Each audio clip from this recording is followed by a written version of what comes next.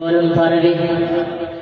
দুনিয়ায় কোনো ব্যক্তি যদি মারামারি করে, লড়াই করে, হাতে যদি মারার জন্য অস্ত্র নিয়ে যায়, আরেকজনকে কতল করবে, সাইড থেকে কিছু মানুষ হাত থেকে অস্ত্র ছিনিয়ে নেয়, নেয় কিনা বলেন? নেয় কিনা বলেন?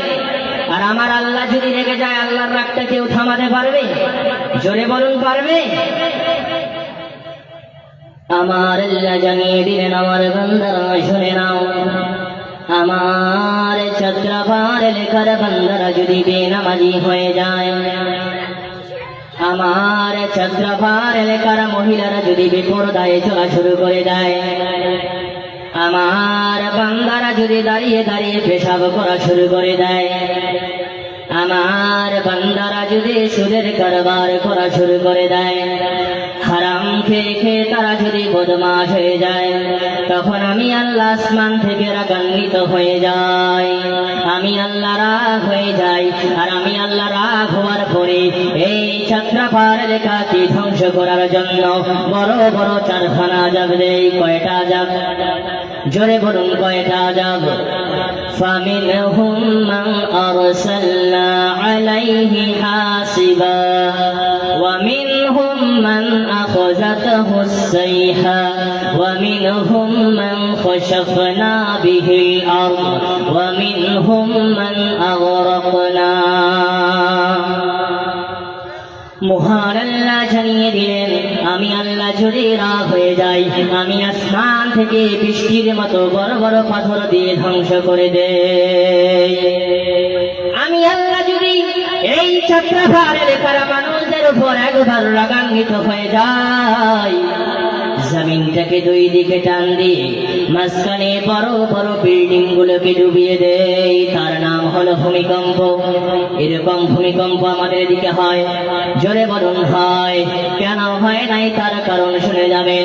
মহান আল্লাহ জানিয়ে দিলেন, আমি আল্লাহ যদি একবার রাগান্বিত হয়ে যাই, আমি আসমান থেকে আগুনের বৃষ্টি বর্ষণ করে পুড়ে ছাই করে দেই। আমাদের দিকে আগুনের বৃষ্টি হয়? জোরে বলুন হয়। কেন হয় নাই তার কারণ শুনে যাবেন। মহান আল্লাহ জানিয়ে দিলেন, এই তিনখানা আযাব যদি আমি আল্লাহ না দেই, 4 নম্বর আযাব হলো ওয়ামিনহুম মান আগরাকনা। আমি আসমান থেকে পানি দিয়ে দিয়ে জমিন থেকে পানি উঠাই করে করে গোটা এলাকাটা ডুবিয়ে দেই। বন্যার সময়, বর্ষার সময় খবরে পত্রিকায় অনেক ঘটনা শুনেছি কিনা বলেন? কয়েকদিন আগে আমি ইন্টারনেটে দেখলাম, বানারহাট এলাকায় জায়গায় জায়গায় বাড়িঘর ডুবে গেছে কিনা বলেন? এরকম ইতিহাস শুনেছি কিনা বলেন? এরকম আমাদের দিকে এরকম বানা হয়? জোরে বলুন হয়। কেন হয় নাই তার কারণ শুনে যাবেন তো ইনশাআল্লাহ। জোরে বলুন, শুনে যাবেন তো ইনশাআল্লাহ। এখন আপনাদের কাছে একটা প্রশ্ন হলো, ও চন্দ্রবার এলাকার মানুষেরা জানিয়ে দেন, আমার আল্লাহ যদি পাথরের বৃষ্টি দেয়, কেউ থামাতে পারবে? জোরে বলুন পারবে? আমার আল্লাহ যদি ভূমিকম্প দেয়, কেউ আটকাতে পারবে? জোরে বলুন পারবে? আমার আল্লাহ যদি আগুনের বৃষ্টি দেয়, কেউ থামাতে পারবে? জোরে বলুন পারবে? আমার আল্লাহ যদি গোটা এলাকাটা ডুবিয়ে দিতে চায়, কেউ আটকাতে পারবে? জোরে বলুন পারবে? আছে কারো হিম্মত? জোরে বলুন, আছে হিম্মত? আমি জানিয়ে দেব, হিম্মত আছে, এই জায়গায় উপস্থিত আছে। আপনারা কি দেখতে চান? আপনারা কি দেখতে চান? হাত উঁচু করে দেখাইতে পারে, কারা দেখতে চাই? হাত উঁচু করে দেখান, হাত নামান। সাহাবায়ে কিরাম নবীকে জানিয়ে দিলেন, ইয়া রাসূলুল্লাহ, ইয়া হাবিবাল্লাহ, আল্লাহ যদি এত বড় বড় আযাব দেয়, আল্লাহর আযাব থেকে আমরা কোথায় পালিয়ে যাব? আল্লাহর আযাব থেকে তো বাঁচতে পারবো না। নবী আমার জানিয়ে দিলেন, সাহাবায়ে কিরাম শুনে নাও, আল্লাহর আযাব থেকে পানা বাঁচা সহজ। সাহাবায়ে কিরাম নবীকে জানিয়ে দিলেন, নবী গো, এরকম আযাব থেকে কারা আমাদের বাঁচাবে?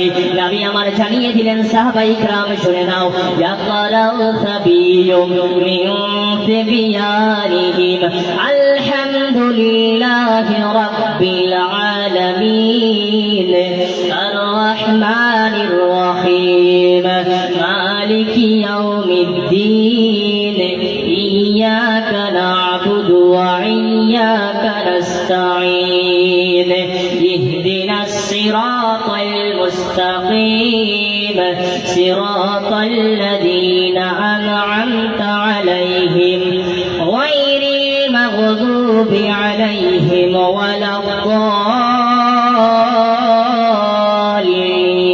الضالين يقول الله تبارك وتعالى يخشف الله منهم العذاب إلى 140 سنة নবী আমার জানিয়ে দিলেন ও সাহাবায়ে কিরামে শুনে নাও আল্লাহ যখন এই যাত্রাপার এলাকাকে ধ্বংস করার জন্য পানি দেওয়ালা ফেরেশতা হাজির করবে আল্লাহ যখন পাথর দেওয়ালা ফেরেশতা হাজির করবে আল্লাহ যখন আগুন দেওয়ালা ফেরেশতা হাজির করবে আল্লাহ যখন পানি দেওয়ালা ফেরেশতা হাজির করবে সব ফেরেশতা হাজির হয়ে গেছে আল্লাহ পাকের অর্ডার হয়ে গেছে এখন সব ফেরেশতারা মিলে একবারে ধ্বংস করতে যাবে এমন সময় রহমানিয়া তালিমুল কোরআন হাফেজিয়া মাদ্রাসা পাশে আছে এমন সময় কাঁঠালগুড়ি মাদ্রাসা পাশে আছে নবীর হাদিসে জানিয়ে দিলেন ইয়াকরাউ সাবিয়ুম মিন তিবিয়ানিহিম এই মাদ্রাসায় তোমরা চাল দিয়েছো ডাল দিয়েছো টাকা দিয়েছো পয়সা দিয়েছো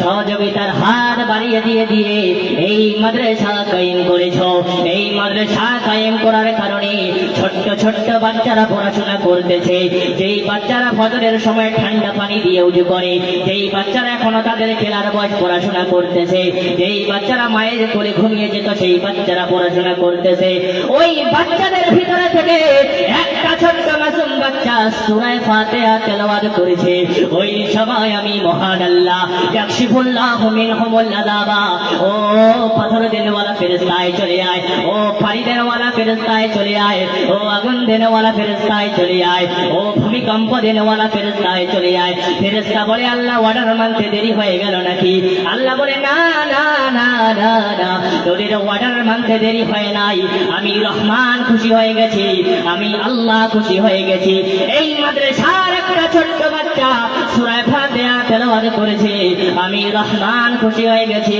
আমি এই ছোট্ট বাচ্চাটার সিল্লা করে এই বড় বড় চারখানা যাব আমি গোটা যাত্রাপার এলাকার মানুষদের উপর থেকে সরিয়ে দিলাম জোরে বলা যাবে না সুবহানাল্লাহ